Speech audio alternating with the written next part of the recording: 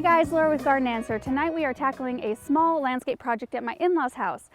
We are going to be taking the sod out of just this corner right here. This is the side of their house that doesn't get used very much. In fact, their trailer is just parked right behind the fence. But they still want their yard to be nice, and they want to hide like the fire hydrant, and there's a cable pedestal, electric box, and something else right there.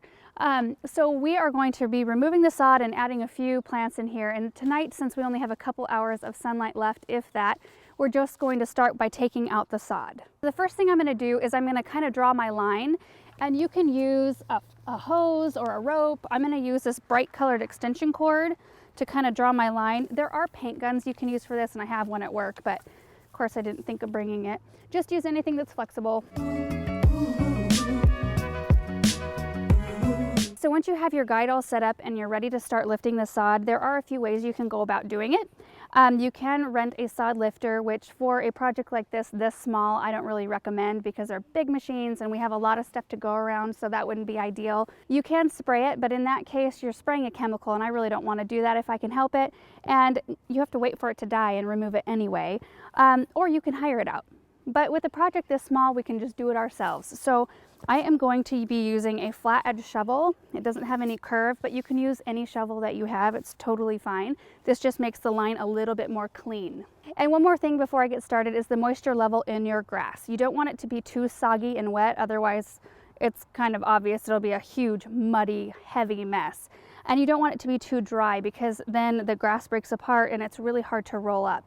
So you just kind of want it in between. It's been raining, like a few days ago it rained, so I think that the moisture level in this grass is perfect. Okay, so I'm going to start on this end. And what I like to do is go the whole length of my guide and make my cuts. So just like that, and kind of pry it up. Be careful not to cut your cord. I've done that before. I've had to throw away a couple cords.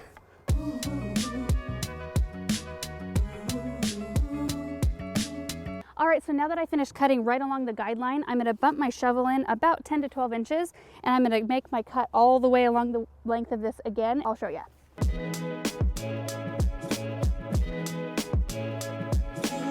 Okay, so now that I've got both of my cuts made, I'm gonna go about every couple feet and make a cut this way so that when I roll this sod, because it gets so heavy, it'll come off just in little chunks.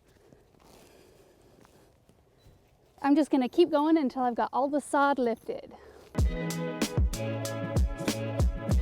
Okay, so I think that there is no way I'm going to get this done by the time the light goes down, so I'm going to go get Aaron and see if he will help me.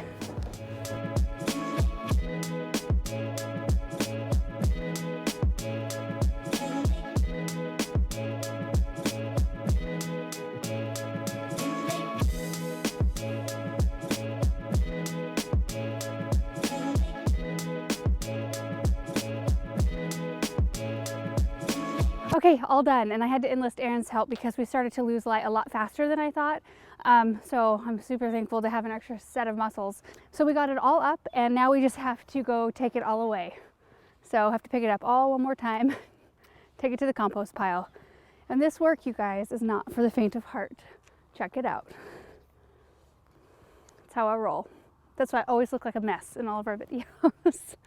We are really excited about next week. That's when we're going to come out here and put some really pretty plants in and put some mulch down. I'm really excited for that part. That's the best part. Sod lifting, not so fun, but you know what? It's kind of like instant gratification because look at this. Yes. So if you took anything away from today, just know that you can do it yourself. Just take it slow into little chunks and you can get it done. Thanks guys for watching. See you in the next one. Bye.